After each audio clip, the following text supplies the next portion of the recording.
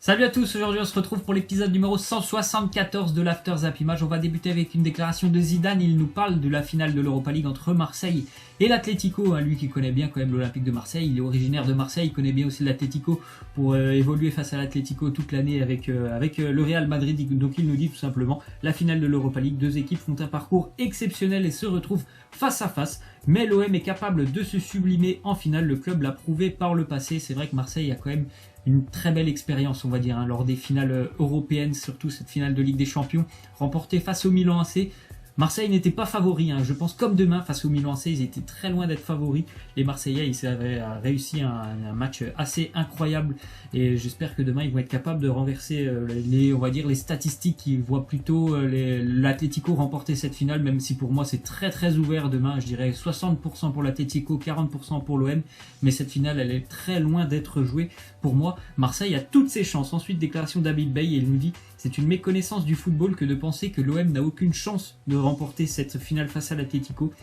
Si tu portes un jugement comme celui-ci, c'est que tu n'as jamais posé un pied sur un terrain de football. Je suis tout à fait d'accord avec lui. Il y a beaucoup de supporters, je ne sais pas s'ils supportent l'OM, mais en tout cas il y a beaucoup de supporters en France qui sont très pessimistes par rapport à cette finale de l'Europa League et qui voient bien sûr Marseille être battu par l'Atlético. Moi j'en fais pas partie, je pense que Marseille a vraiment des chances de remporter cette finale. C'est sûr que l'Atlético c'est franchement une très très belle équipe d'Europe et il y a quand même 2 finales de Ligue des Champions sur les 4 dernières années. C'est une défense certainement l'une des 2 ou 3 meilleures défenses européennes, mais je pense vraiment que Marseille a des atouts offensifs pour justement bousculer cette défense de l'Atlético. Donc ça va vraiment pour moi être un match très très ouvert et rien n'est fait. Pour moi l'Atlético est légèrement favori, mais cette finale va falloir la jouer et j'espère de tout cœur que l'OM va pouvoir s'imposer. Ensuite, déclaration de Thauvin, il nous dit: j'ai un début de carrière qui n'a pas été celui de tout le monde, j'ai déjà connu l'échec à Newcastle, cela m'a beaucoup aidé et aujourd'hui je suis le plus heureux du monde quand j'entre sur le terrain. C'est vrai qu'il a eu un début de carrière, comme il le dit, assez compliqué, Thauvin, lorsqu'il a quitté Bastia, qu'il est arrivé à Marseille et puis directement il est parti en Angleterre, et à Newcastle ça a été assez compliqué pour lui, mais depuis qu'il est revenu à Marseille, je pense vraiment qu'il explose à Marseille et cette saison c'est vraiment une consécration pour lui. J'espère qu'il pourra être présent à la Coupe du Monde parce que je pense vraiment tout simplement qu'il le mérite à l'heure actuelle, et vu sa saison qu'il fait avec l'OM, il mérite amplement d'être présent à la Coupe du Monde. Donc c'est vraiment très bien pour lui parce que je trouve qu'il a beaucoup mûri dans son jeu. Il est peut-être parti un petit peu trop tôt du côté de Newcastle, il a beaucoup mûri et ça se passe plutôt très bien du côté de Marseille, donc c'est tant mieux pour Florian Thauvin. Ensuite on voit le dispositif de sécurité pour la finale de l'Europa League. Donc hors du stade il y a un hélicoptère, près de 1250 hommes, 2 canons à eau. Dans le stade il y a 1100 stadiers, dont 20 envoyés par l'Atlético Madrid et 200 par l'Olympique de Marseille. Donc on sait très bien que les supporters marseillais vont faire énormément de bruit demain au parc OL, et c'est vrai que le fait que cette finale se déroule en France, ça peut bien sûr aider, même si c'est pas à Marseille, ça peut bien sûr aider les Marseillais sur le terrain. Donc il y a beaucoup de choses quand même qui font penser que l'OM a vraiment de belles chances demain d'aller chercher cette finale européenne. Ensuite on voit en France que Karl Toko Ekambi est élu joueur africain de l'année en Ligue 1. Il remporte le prix Marc-Vivien Foé en 2018. Donc pour Toko Ekambi, je pense aussi que c'est amplement mérité. Avec ses 17 buts avec le SCO d'Angers, il fait vraiment une progression assez incroyable depuis qu'il est passé par le Paris FC, Sochaux et Angers. Il n'a cessé de progresser, Karl Toko Ekambi, donc bravo à lui.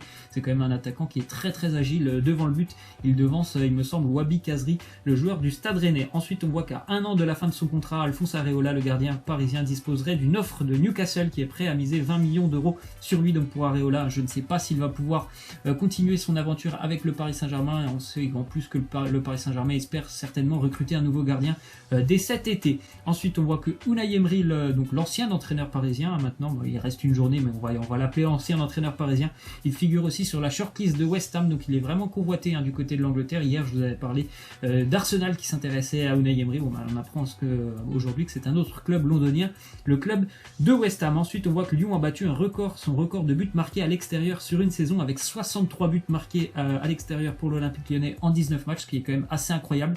C'est que les Lyonnais ont marqué à peu près, il me semble, 20 buts au Parc OL et 63 buts à l'extérieur, donc c'est presque le triple. Donc c'est assez incroyable que Lyon soit aussi performant offensivement à l'extérieur. Et puis à domicile c'est un petit peu plus compliqué, mais en tout cas c'est vrai qu'ils ont été quand même assez incroyablement intéressants offensivement cette année à l'extérieur, les Lyonnais, en marquant à 5 buts, je sais plus, à 4 fois ou 5 fois je crois, ils ont marqué 5 buts au moins à l'extérieur, donc c'est assez incroyable. Ensuite, on voit une statistique qui peut déplaire à Cristiano Ronaldo.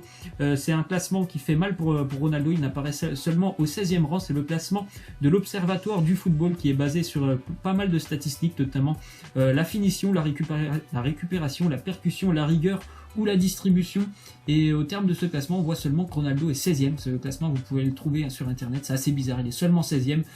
C'est par rapport à cette année, le premier joueur c'est Lionel Messi qui devance David Silva.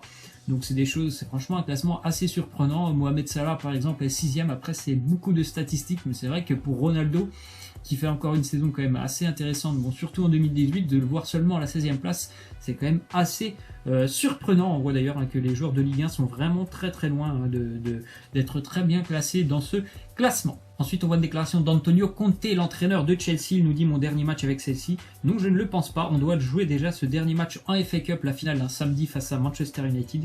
Et comme vous le savez très bien, car je le répète toujours la même chose, je suis engagé avec ce club. C'est vrai que c'était une rumeur qui court déjà depuis quelques mois. Antonio Conte devait quitter Chelsea cet été. Visiblement, pour lui, c'est pas ça. Hein. Dans sa tête, il n'a pas vraiment envie de quitter les Blues. Antonio Conte, c'est sûr que c'est une mauvaise saison pour Chelsea qui va devoir jouer en Europa League l'année prochaine.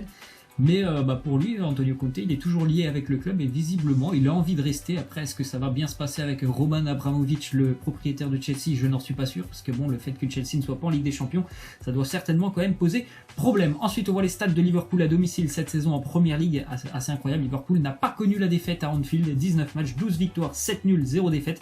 Seule équipe anglaise à ne pas avoir connu la défaite à domicile. Et on sait que City a perdu un match, par exemple, à domicile face à Manchester United, donc ça a été une saison plutôt réussie pour tous les fans des Reds qui se déplaçaient du côté d'Anfield. On continue donc avec absent depuis le mois de février Kingsley Coman suite à sa blessure à la cheville. Kingsley Coman, il devrait faire partie du groupe du Bayern Munich qui va affronter l'Eintracht de Francfort samedi en finale de la Coupe d'Allemagne. C'est une bonne nouvelle déjà pour Coman, une bonne nouvelle pour le Bayern Munich et aussi bien sûr une très bonne nouvelle pour l'équipe de France.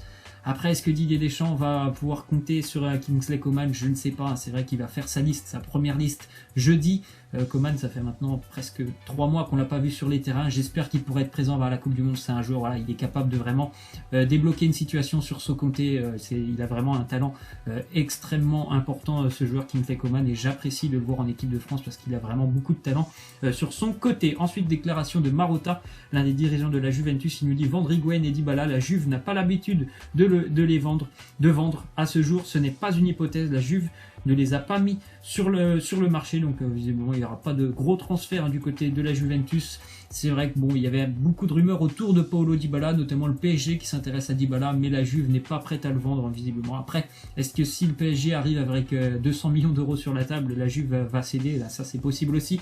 Mais pour le moment, la Juve n'est pas prête à vendre quand même ces deux grosses stars en la personne de Dybala et Higuaín. On continue avec la liste des 32 joueurs sélectionnés pour la Coupe du Monde pour la Croatie. Donc on connaît tous que c'est quand même une sélection qui est assez intéressante en général à suivre. La Croatie a toujours de très très bons joueurs. Donc on voit notamment en attaque, bien sûr, il y a tous les joueurs qu'on connaît. Après, il y a des noms qu'on ne connaît pas, mais il y a surtout du Modric, du Rakitic, Kovacic, Brozovic, Marco Rog, je pense que certains le connaissent, Mario Pasalic aussi, on le connaît un petit peu.